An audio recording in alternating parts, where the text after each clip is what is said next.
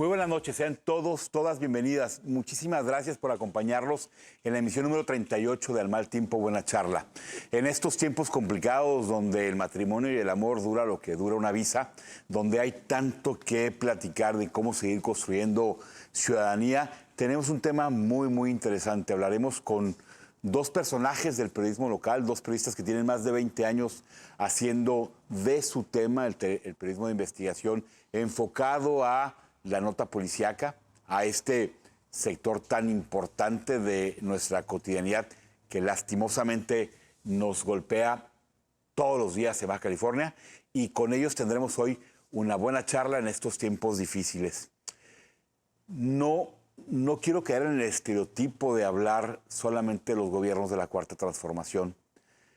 Lo ocurrido hace unos días, la tragedia de lo que está sucediendo hoy, cuando 100,000 familias perdieron su vivienda por las inundaciones perfectamente previsibles en San Luis, en Querétaro, en Hidalgo, pero particularmente en el estado de Veracruz, hace que haya un elefante en medio de la sala y que no podamos dejar de mencionarlo.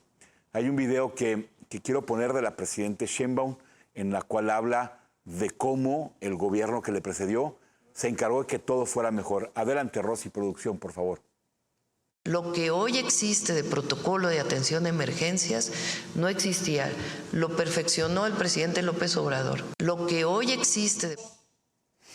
A ver, un gobierno es criminal cuando no cuida a su gente. Y no es buscarle las 3 patas a la mesa sabiendo que tiene 4. El gobierno tiene la principal obligación de cuidarnos a los que convivimos y hacemos una sociedad. Por eso decidimos hace mucho tiempo conformarnos en sociedades, en ciudades, en estados y luego en países. Es una pena que la subordinación de Sheinbaum a la agenda de Andrés Manuel ante una tragedia tan grande dé como resultado la idiotez, faltándole al respeto a la investidura presidencial, de decir que lo que había antes no servía y que Andrés Manuel creó un nuevo modelo. En el 2023, Otis devastó Acapulco. El daño a Acapulco fue un daño inconmensurable. 3 años después, casi 3 años después, Acapulco sigue devastado. No hubo el modelo más que el oportunismo de repartir dinero. No quiero caer en lugares comunes. El Fonden, a quien la presidente ha dicho que era un tema de absoluta corrupción, servía y sirvió para que lo inevitable fuese llevadero. En este país hay, en la zona norte y en el Pacífico, hay y habrá temblores y terremotos. Nosotros no somos ajenos a ello. En el Atlántico, en el Caribe y en el Pacífico, lluvias torrenciales, huracanes que seguirán tocando a nuestra gente. En Protección Civil se sabe que en estas fechas las lluvias que llegan a la Sierra Gorda de Querétaro bajarán su cauce hacia San Luis, hacia Hidalgo y hacia Veracruz. El que hoy Poza Rica esté bajo el agua es, si bien un hecho que no le compete al gobierno por la magnitud de sus lluvias, sí un hecho criminal del gobierno por no poder prevenir a tiempo, por haber desaparecido el Fonden, ese que la presidenta Sheinbaum dijo que era un nido de corrupción, que si lo había que castigarlo, no premiar a Chema Tapia, como lo hicieron, llevando Morena, a quien acusó la presidenta Sheinbaum de haber hecho actos de corrupción. Me refiero a José María Tapia, el director del Fonden en la época de Peña Nieto, que Morena presentó hace 1 año y medio como candidato a la alcaldía de Querétaro y quien era hasta la semana pasada una de sus 2 cartas junto con Santiago Nieto para la gobernatura de ese estado. Esta estúpida y corrompida simulación en la cual los intereses del corto plazo son mayores a la tragedia no deben seguir marcando la agenda de nuestro gobierno, sea el partido que sea. Es criminal la actitud de una gobernadora que ante la falta de cualquier capacidad, como es Rocío Nale, decidió el año pasado cancelar el seguro que el Estado de Veracruz tenía para paliar los daños de los desastres naturales. Sí, Rocío Nale, esta gobernadora que dijo que Irma Hernández, la taxista que fue golpeada, por supuesto vejada, torturada por el crimen organizado y que dijo la gobernadora murió por un infarto. Esta gobernadora responsable por el fraude y por la corrupción de Dos Bocas. Esta gobernadora que llegó por las instrucciones de Andrés Manuel a la gobernatura, decidió, por su incapacidad y por su idiotez, cancelar el seguro de desastres naturales que tenía el gobierno de Veracruz. ¿Qué ha pasado? Que el día de hoy la presidenta Sheinbaum está acorralada ante la ineptitud de gobernadores y de su equipo de gobierno puestos por el presidente Andrés Manuel y quien no tiene la capacidad como equipo de hacer que las cosas funcionen. Por eso vemos a la presidenta Sheinbaum callando a los reclamos de la gente. Por favor, Rosy, este no es un montaje. Esto nos describe la desesperación de Sheinbaum de callar los reclamos de un niño que le pedía opciones para llevar el pan a su casa, cuando la presidenta Sheinbaum escogió estar del lado de seguir defendiendo lo que es indefendible. Cuando nos callamos todos, el silencio nos da la oportunidad de que el vacío se haga cómplice de la generalidad. Hoy hay mucha gente que vive en el lodo, que fue sepultada por la lluvia. Hay más de 100 mexicanos desaparecidos. Hay más de 100 mexicanos que no van a llegar a su casa porque murieron ahogados, porque no hubo un gobierno con la capacidad de prevenir lo inevitable, de notificar a tiempo que se desbordaban los ríos. Nale fue tan criminal y tan estúpida de decir que el río Cazones se estaba ligeramente desbordando. Esta actitud en cualquier país que se digne de apreciar a su gente le hubiera costado ya la chamba. No debemos de apostarle al olvido. No debemos de apostarle a que un gobierno se justifique ante desastres naturales que, si bien no dependen del factor humano, sí pueden ser aligerados a través de la prevención y de mejores obras. Miren, en la Ciudad de México llueve cada temporada de verano. Las inundaciones que hemos visto ante las lluvias ligeramente superiores a lo que se tenía registrado son una muestra clara de un gobierno que desmanteló la infraestructura, la capacidad técnica y el presupuesto para dar el servicio mínimo necesario. Por eso tenemos un país que hoy se inunda, un país donde no hay alcantarillas que puedan contener el agua, un país donde no hay una alerta que le dice a la gente, sal, tu casa se la va a llegar el cauce. Un país donde hoy le pide a sus ciudadanos hacer cooperachas para poder paliar el tema. Como sucedió con nuestra gobernadora, Marina del Pilar, que terminó pidiéndonos que cooperáramos a una cuenta de gobierno del Estado para poder ayudar a nuestros hermanos en desgracia. Qué insulsa, qué tontería la del gobierno del Estado, que terminó retirando esta publicación por el aluvión de críticas que hubo. En vez de que nuestros gobernantes demuestren desde la capacidad técnica y procuren los presupuestos para que los mexicanos tengamos cómo paliar la adversidad, el gobierno termina pidiéndole a los ciudadanos que cooperen, que pongan de su lanita, porque el presidente López Obrador decidió cancelar el Fonden.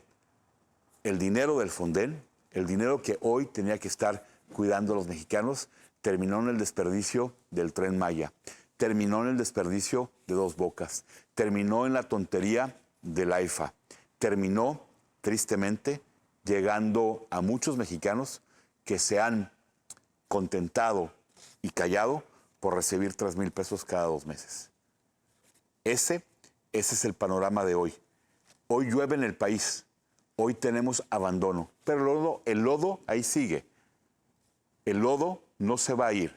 Un Estado que busca procurar el bienestar de su gente es un Estado que prevé, es un Estado que castiga la corrupción, es un Estado que marca lo que se tiene que hacer para proteger a sus ciudadanos. ¿Estaremos preparados en Baja California para un temblor como los que hemos vivido?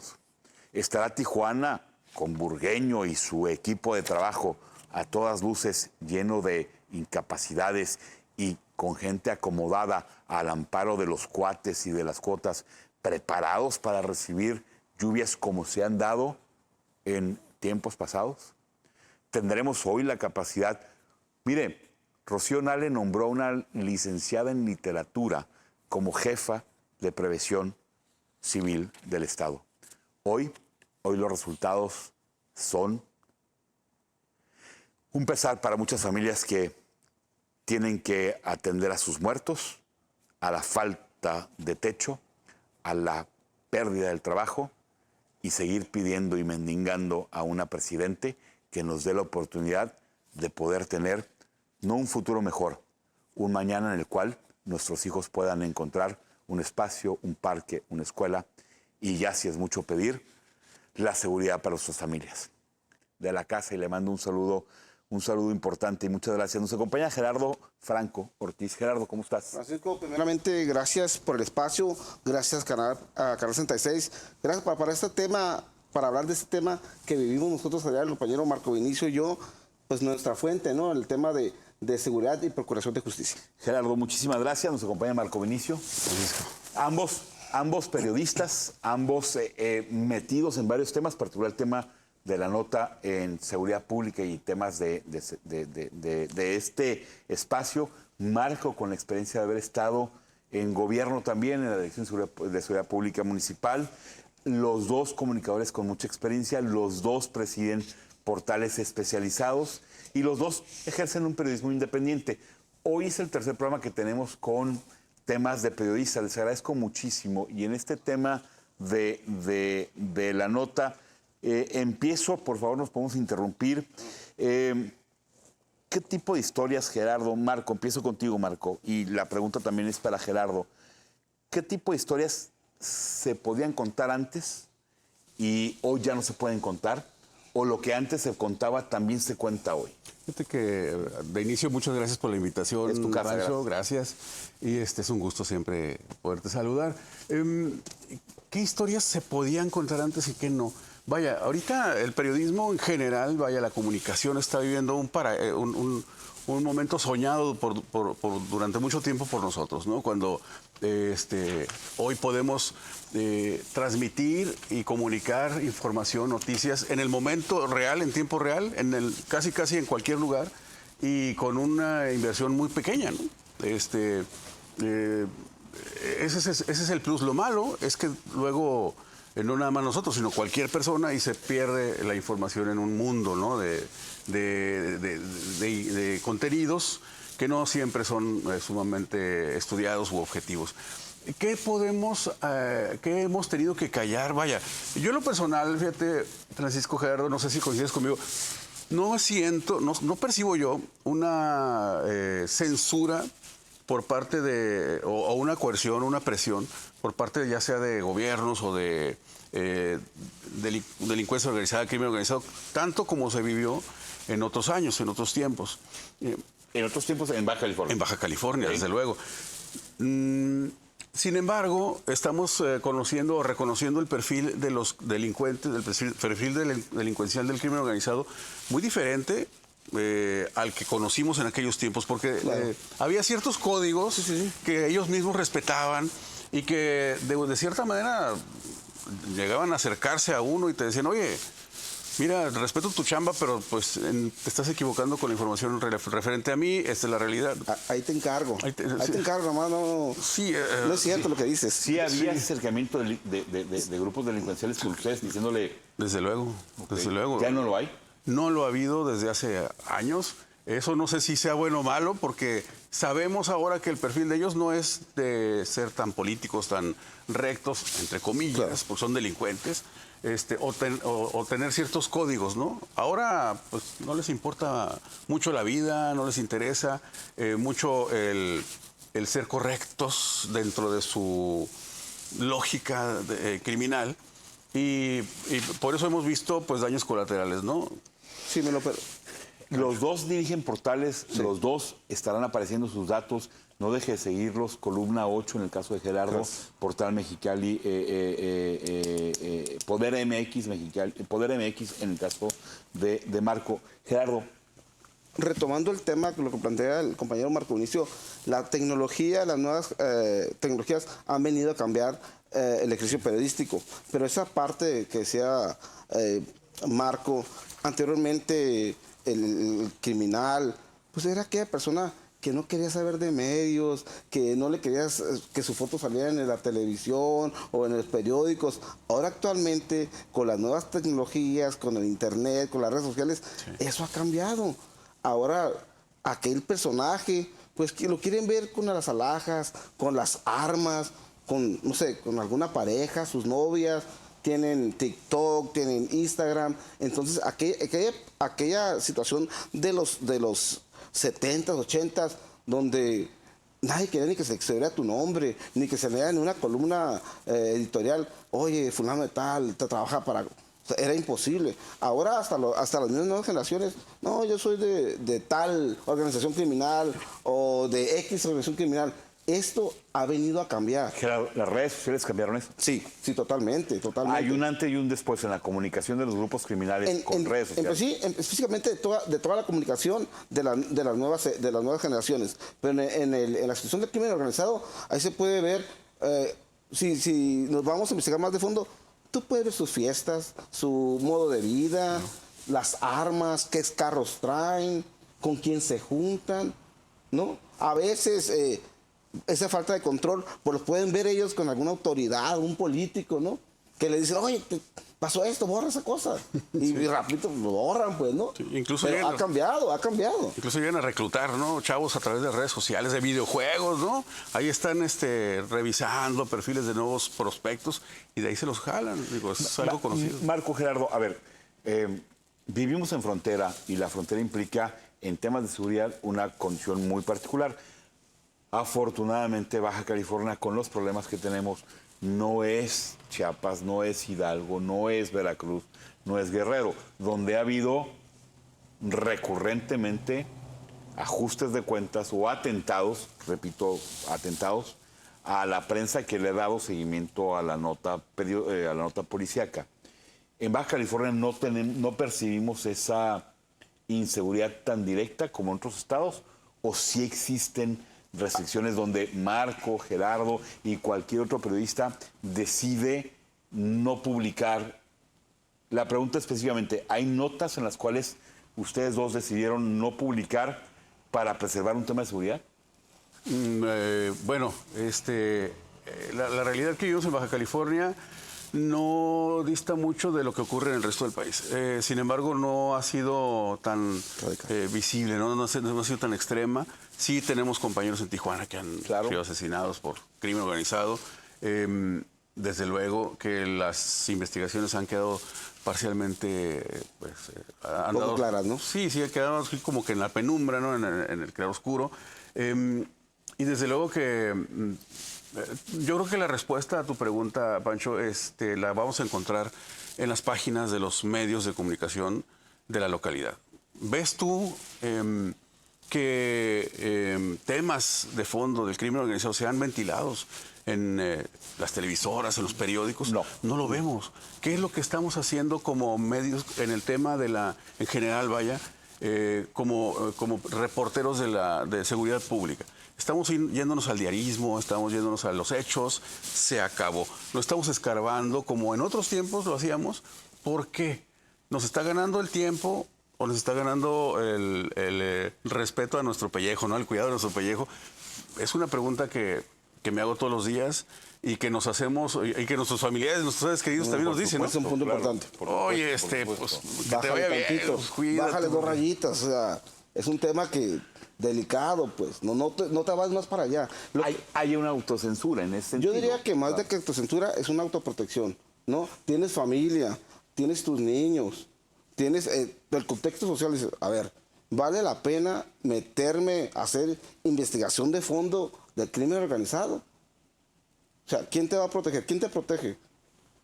El gobierno te dice proteger, pero hemos visto tristemente los casos de los compañeros de Tijuana, Ensenada, Ortiz Tijuana. Franco, Sí, hablamos sí. del mismo señor, el director de Z, que tuvo un atentado. Entonces, y ellos ya con una experiencia, con escoltas, con seguridad, ahora uno valora.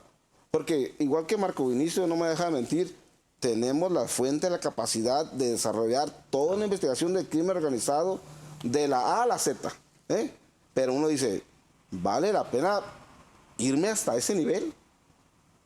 La familia, ¿vale la pena poner en riesgo a la familia para obtener una nota? Sin embargo, ustedes han particularmente dado seguimiento al tema Claro. de la seguridad y el tema policíaco. Es decir, ustedes no renunciaron a la cobertura, no se han convertido, independientemente del comentario político o del comentario editorial que ustedes manejen, siguen siendo periodistas que tienen un marcado sesgo hacia la nota policíaca. Claro, y hay cierta responsabilidad también porque en el caso de Poder MX, pues yo tengo colaboradores, por ejemplo, que le entran con todo y de repente es gente que jalamos casi a fuerzas de repente, como Manuel Angulo, ¿no? Por ejemplo, Claro.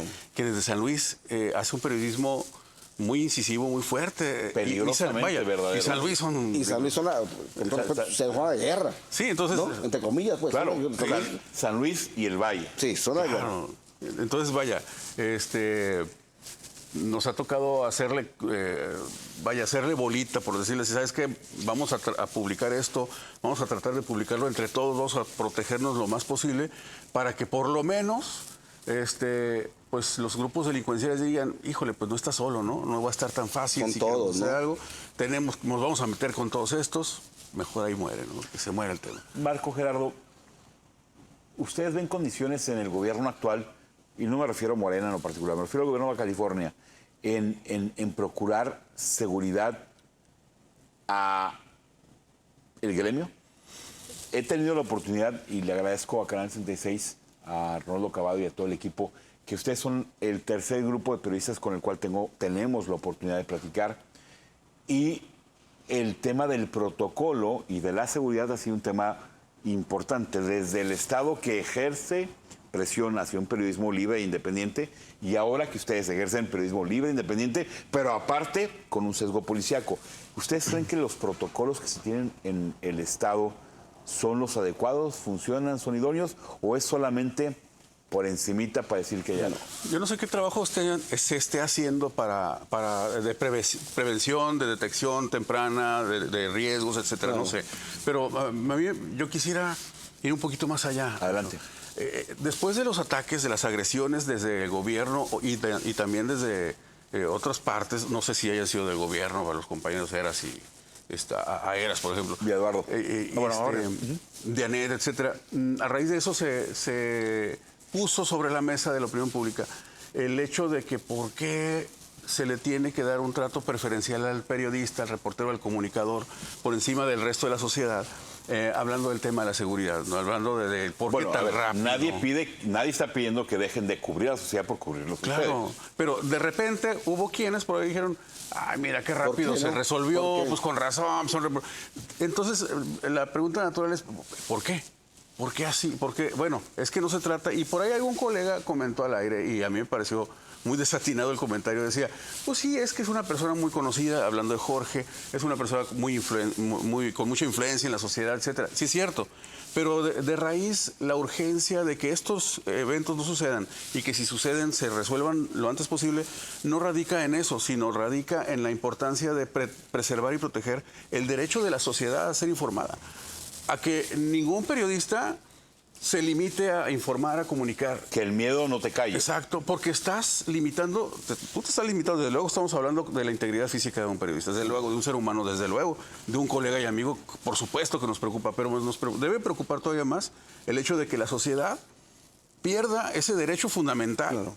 Que es el estar informado y el generar su propia opinión. Ahí radica la importancia de evitar que estas situaciones ocurran. Porque el proteger al periodista es proteger a la sociedad, de que esté informada. No somos un ente especial, somos igual que otros ciudadanos, pagamos impuestos, gastamos gasolina. O sea, somos iguales, pero el proteger al periodista es proteger a la sociedad de que esté informada de lo que está pasando en su contexto, en su comunidad. Y por eso es importante pues, que esos protocolos sirvan, ¿no? A ver, Gerardo, pero y no quiero contradecirlos, a lo mejor estoy con información incompleta. En el caso que mencionó Marco, en el caso de Jorge Heras, pues estos dos fueron un par de pobres imbéciles que se dejaron grabar a las 8 de la mañana en las cámaras de afuera. Pues ellos sabían que de los la iban a forma grabar. más estúpida y más idiota, ¿no? Es decir, con una creatividad y una tontería mayúscula, pero al día de hoy no sabemos quién lo mandó. Claro. Es decir, Fue un mensaje, Pancho. Fue un mensaje. fue un o sea, mensaje. Y el mensaje lo recibió el gremio periodístico. Desde luego. Y quien mandó el mensaje sigue gozando de absoluta impunidad. Claro. Y eso el gremio periodístico lo sabe. Los que hemos dado seguimiento a temas de seguridad, procuración de justicia, como no me deja mentir Marco, sabemos que tristemente este hecho en específico fue un mensaje. Porque si realmente quisieras ir más allá, las personas tienen la capacidad de haber ido más allá. Qué bueno que no sucedió así, pero queda claro que tristemente fue un mensaje de alguien que hasta el momento no sabemos quién está detrás de esto. Gerardo, Marco, les pido responder y vamos a la pausa. ¿Ustedes creen que la Fiscalía General del Estado, la gobernadora y su equipo de gobierno sepan quién mandó el mensaje? Ahorita yo espero que sí sepan. Pues deben de saberlo, digo, si no... Pues, ahí estaríamos ya mal. Pero ahí está triste. entonces, si lo saben, hay una complicidad por no detener al que lo mandó. Hay dos respuestas aquí. A ver, No saben y estamos hablando de incapacidad. O sí saben y estamos hablando de complicidad. estamos jodidos. Escoja usted. ¿no? Escoja usted. El análisis es, y comparto lo que dice Marco Vinicio. O sea, deben de saber. Y si no saben, hay algo que está pasando ahí, focos rojos ahí en esa investigación, ¿no? Sí, claro. Gracias a las personas que nos están mandando, gracias a José Malaquías Piedras, quien les dice que son dos hombres muy valientes, gracias a Moisés Castro, gracias al arquitecto Sánchez, gracias a Arturo, gracias a Natalia Pimentel, gracias a el señor Ortega. Regresamos en 2 minutos. Este es Al Mal Tiempo, Buena Charla. Hay dos hombres mexicalenses que hablan para todo el Estado. Veragamos para adelante en un tema que es bien importante, el periodismo y sus consecuencias.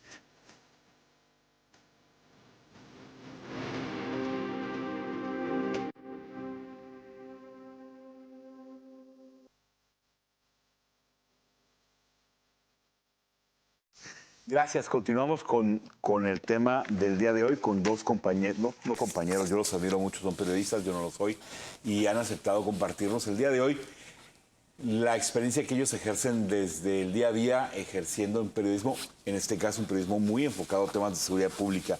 Y tiene que ver con una pregunta que quisiera hacerle a ambos, Gerardo, Marco. ¿Cómo se puede narrar la violencia sin normalizarla o sin revictimizar a las personas afectadas?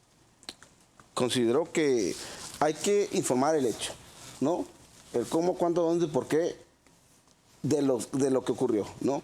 Tener mucha protección, las víctimas, los menores, la familia.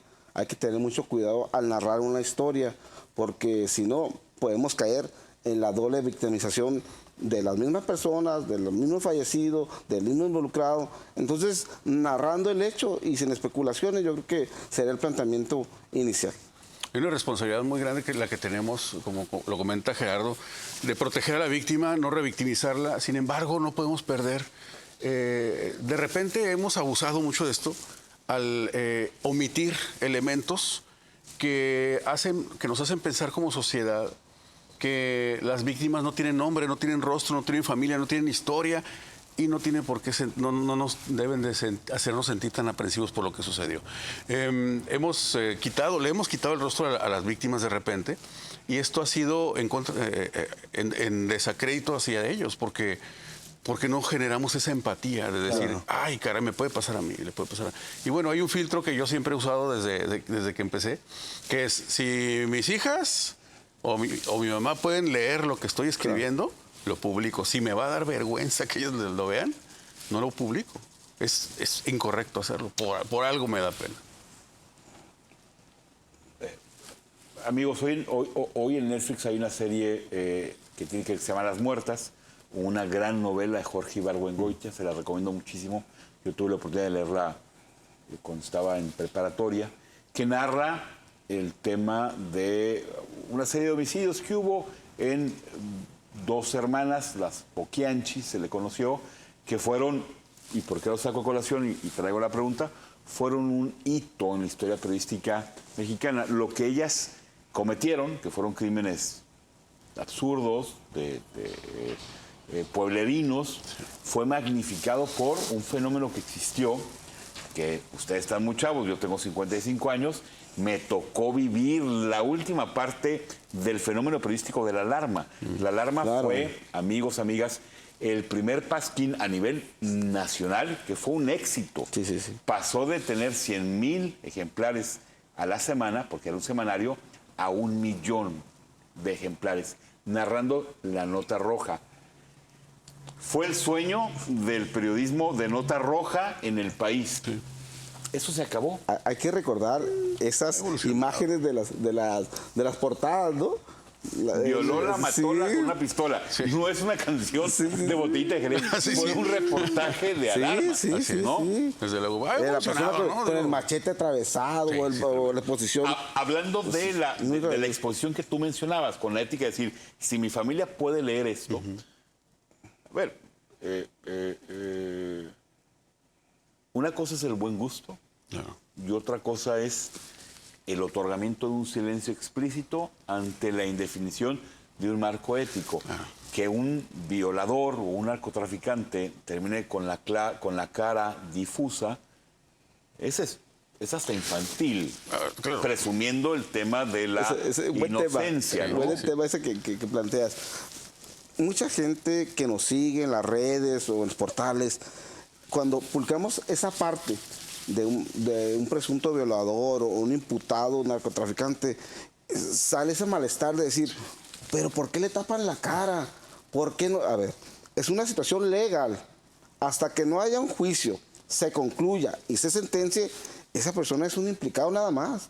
Aunque haya testigos, cientos que lo hayan visto hacer el acto, hasta que un juez no diga, es esta persona la que cometió el delito, o sea, y hay situaciones legales que nos impiden mostrar un rostro de un violador, de un narcotraficante, independientemente de que cubramos el tema de seguridad, hay que respetar la ley.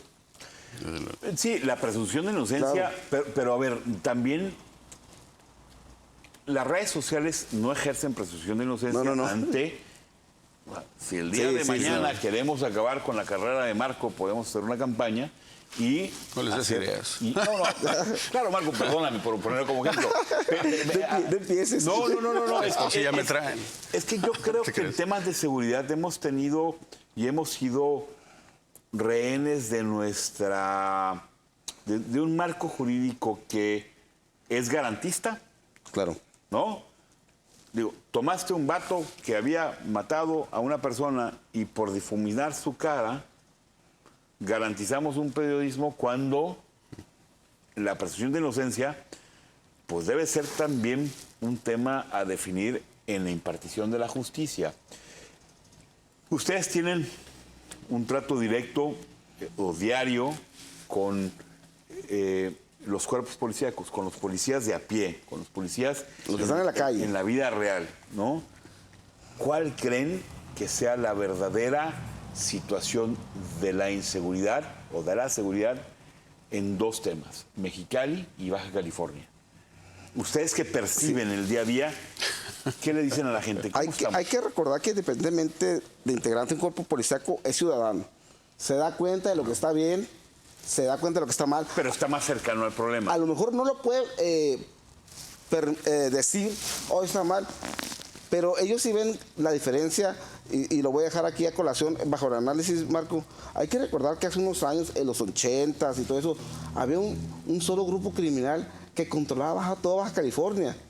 Y ahora, con esta situación, ya estás hablando de 3, 4 grupos criminales. O sea, ya esto de la criminalidad ha avanzado. Antes, si los policías se cuidaban de uno o conocían a un operador o lo identificaban, ahora tienen que identificar a 15 o a 20. Sí. ¿No? Entonces, la cosa del crimen sí ha cambiado. No es lo mismo luchar contra un solo grupo que luchar contra 5 o 4 que están en el estado o en la ciudad. Claro, y ahora, pues desde hace décadas yo creo que vemos a un Mexicali que de repente resulta que está aislado de la violencia que ocurre en San Luis Río Colorado, en San Felipe, en Tijuana, en Tecate, en Ensenada, Pedro, en todas partes.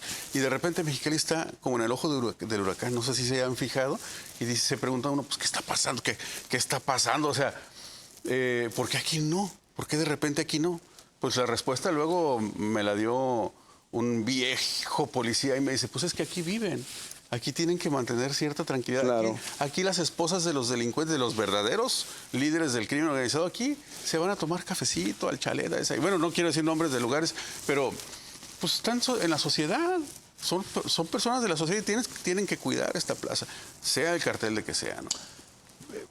Es lo que dice. Eduardo Guerrero ha publicado la semana anterior y ayer, en esta semana, una investigación muy interesante donde él afirma, independientemente que reconoce la labor de García Harfuch a nivel nacional y la reconoce como un avance muy importante, esa idiotez de los abrazos y no balazos que le costó tanto al país, García Harfuch, tristemente, aparte está haciendo un trabajo valiente, sin lugar a dudas, pues también tiene que reunirse con Rocha Moya, claro, en Sinaloa, lo cual le da en la torre a cualquier buena intención.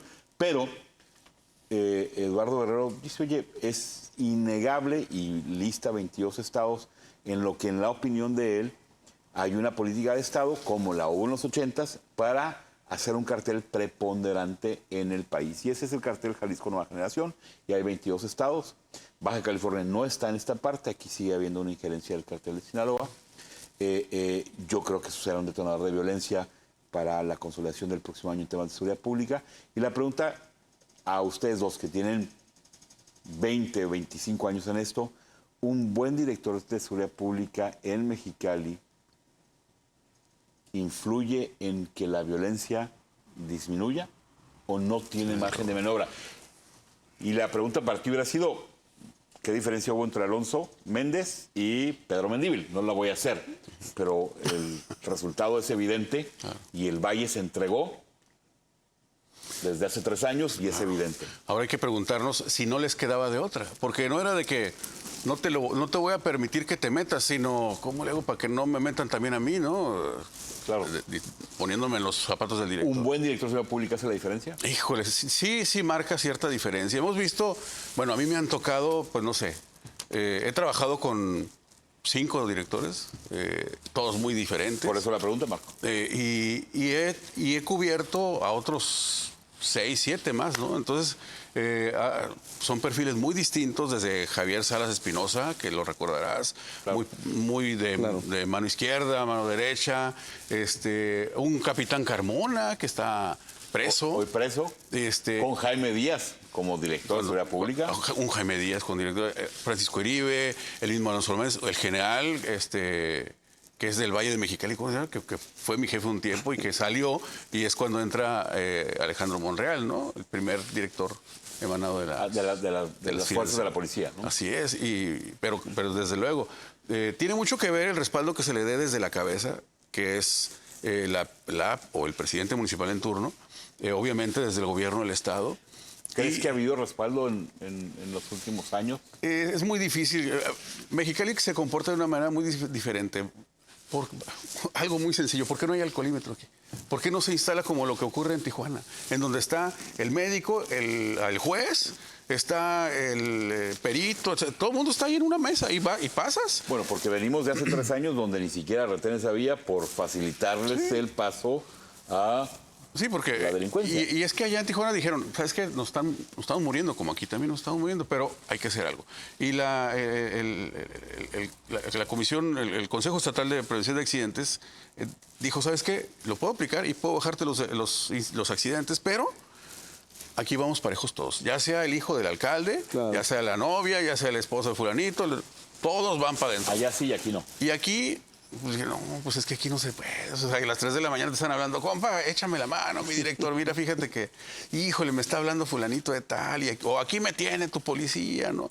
Y pues tiene que hablar. Aquí, el director de Seguridad Pública... Marco, pero eso se puede, ¿eh? Pues claro que se puede, se debe de hacer. A ver, a mí me tocó ser secretario particular de un alcalde y recibí muchas llamadas. Sí.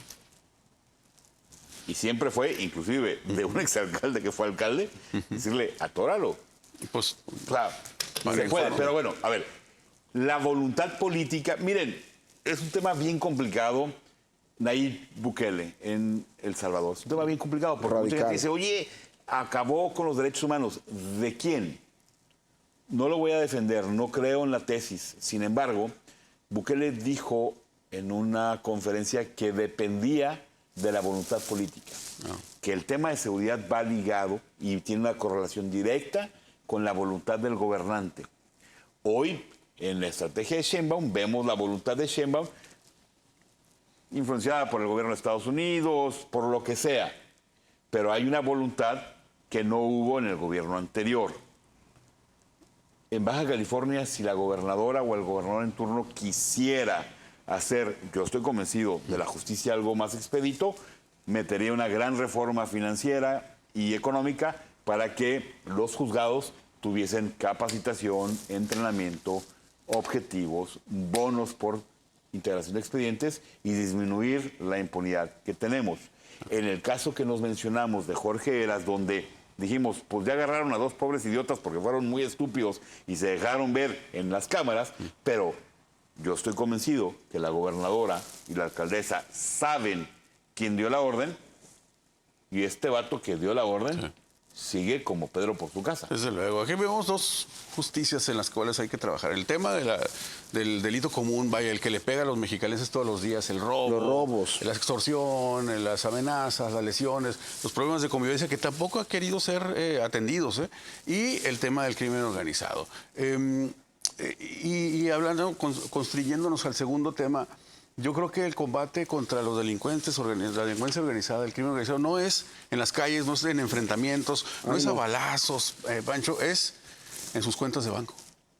Que eso es del gobierno federal. Claro. ¿Y dónde está el gobierno federal? No le estoy quitando responsabilidad. Pues que no está.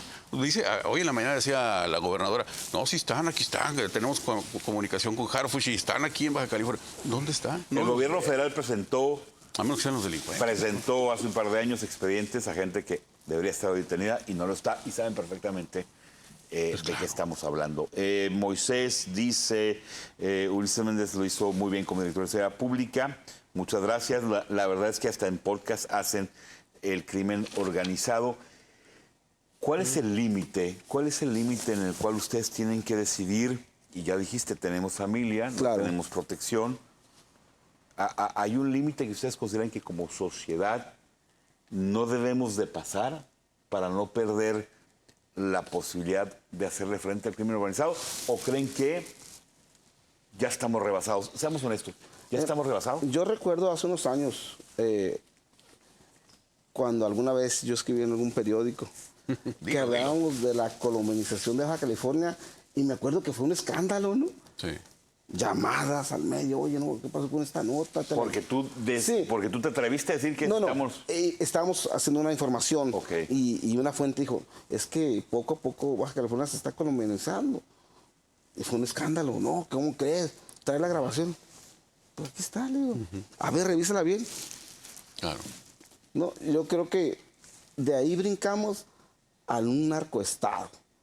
este señor que hace unos días, el diputado Morena, que habló del avance de cómo iba el crimen, ¿no? Primero financiaban, luego esto, luego el otro. O sea, tristemente es lo que está pasando actualmente. Tristemente, ¿no? ¿Quién lo va a poder frenar? Hay un compromiso real de fondo del gobierno, del Estado, del federal, de Estados Unidos, en acabar con esto. Como dice bien mi compañero Vinicio, péguenle al dinero. ¿Quieren acabar con las elecciones? Péguenle al dinero. Pero nadie hace nada por lo del dinero. Pues es que todos ganan. Todos ganan ahí. Pues es que no, mejor péguenle al dinero. Ahora tenemos con nosotros como reporteros o como directores de medios jugar con estos dos elementos, ¿no? Hasta dónde cuidar a la víctima y hasta dónde poner en evidencia lo que está realmente sucediendo en Mexicali, en Baja California y en México, para sacudir a la opinión pública, sacudir a la sociedad y que se dé cuenta, pues, la gente, que es lo que está realmente sucediendo, lo delicado de lo que estamos pasando en estos momentos, ¿no? Ahí estos son los dos elementos que vaya, tenemos que estar jugando con ellos, ¿no? Germán nos manda la portada de las Poquianchis, ¿no? De la alarma, ¿no? Gracias, Germán, una joya se la voy a mandar a producción, pero muchísimas gracias. Justo lo marcábamos. A ver, muchachos, ustedes son gente que se ha hecho en la calle, cubriendo la nota, y que ustedes tienen la responsabilidad también ética de sostener un medio, Claro. un portal. Baja California, decía, se ha colombanizado, ¿no? De tiempo atrás, y el gobierno ha sido cada vez más insensible a estos temas. El gobierno y la sociedad, porque desafortunadamente son dos. Nos vamos acostumbrando. ¿Cómo darle un golpe a la mesa? ¿Cómo dar un golpe de autoridad y demostrarle a la comunidad que se puede hacer algo diferente?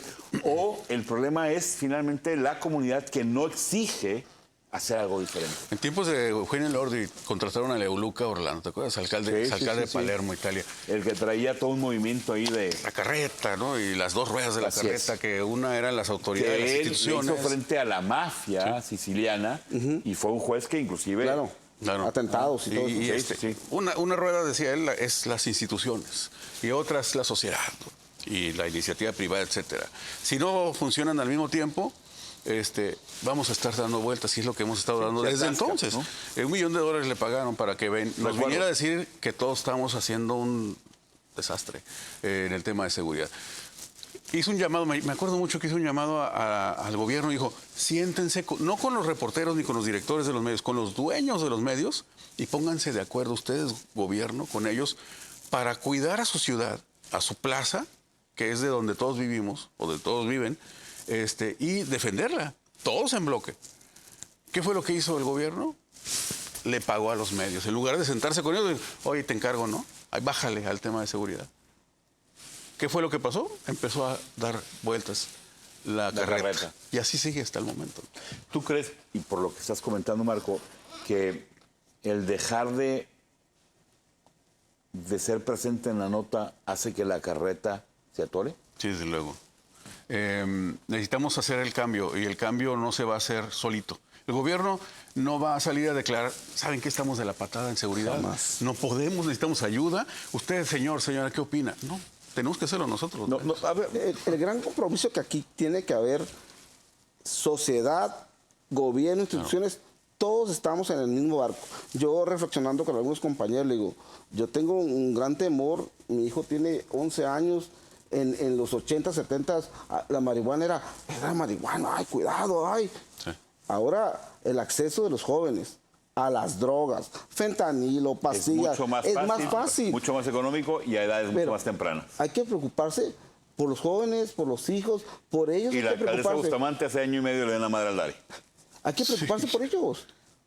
Pero también tiene que haber un compromiso de todos los sectores, la sociedad, a lo mejor algunos dicen que hasta la religión, pero yo dejo el planteamiento. A ver, hace un par de años platicamos con una asesora de un presidente de Colombia y ella decía, cuando vean ustedes que llegan casinos, un ejemplo, no estoy diciendo que esté sueldo, que viene casinos, que viene agencia de carros, que viene, dio como 10 puntos. Y yo me puse a reflexionar, caray, esto está pasando en Mexicali. Cuidado, decía, porque el crimen organizado se está metiendo hasta el fondo. Gerardo, ¿qué le dice a nuestra gente? Nos quedan 3 minutos, 1 minuto y medio tuyo, 1 minuto y medio de Marco. Con que, independientemente, muchachos, muchas gracias. Seguramente nos vamos a ver en la próxima ocasión. ¿Qué decirle a la gente? Primeramente, gracias por el espacio, Ni gracias lo a Canal digas. 66. Yo creo que en el tema de la seguridad, el compromiso es de todos. Sociedad, periodistas, religión, maestros, tenemos que creer que hay otra forma de vivir, ¿no? Porque yo podría estar muy contento de decir, no, pues yo reporteo todos los días muertos, asesinados, violaciones, pero no es la sociedad que me quisiera yo tener. Porque hay jóvenes que quiero una mejor calidad de vida, y entonces, pues vamos todos en esas ruedas, Claro. vamos todos parejos. Desde luego. No podemos, Marco. no podemos estar conformes, no podemos sentirnos conformes y decir, pues es que así es esto y no va a cambiar nunca. No, es el peor error que podemos cometer como sociedad, como líderes de opinión o como padres de familia, que somos también líderes de nuestra familia, en este pequeño mundo que se llama familia. Entonces necesitamos generar el cambio desde adentro, saber y darnos cuenta de que no estamos solos y también, desde luego, que respaldar a nuestros medios de comunicación, porque nosotros también los necesitamos a ellos. Gerardo, Marco, de verdad, muchísimas gracias. Este ha sido el programa número 38. Nos quedamos con muchas preguntas por hacer, con comentarios que no he leído. Gracias a la valentía, a la claridad, al cariño que ustedes tienen por la profesión. De verdad, gracias al Canal 66 por permitirnos este espacio. Ustedes no me dejarán mentir, no es un diálogo común No. el que se tiene, y le agradecemos a Luis Arnoldo Cavada y al equipo de Rosy de esta oportunidad. Columna 8, Poder MX, apóyelos, véalos, sígalos. Ocupamos gente valiente que siga remangándose la camisa y que siga marcándonos lo que se ve en la calle, y que muchas veces por nuestro trabajo, por nuestra propia seguridad, no lo vemos, y ellos lo ven y lo documentan. Gracias, nos vemos la próxima semana. Ha sido un gusto tenerte, Marco, de verdad. Gracias. No, al Muchísimas contrario, gracias a Gerardo. Gracias. Gracias, un reconocimiento, nuestro reconocimiento a su trabajo. Y usted dice qué ciudad queremos, usted dice qué estado queremos construir, usted dice qué casa quiere dejarle a los suyos. Trabajemos lo que tengamos que hacer. Muchísimas gracias. Abrazo.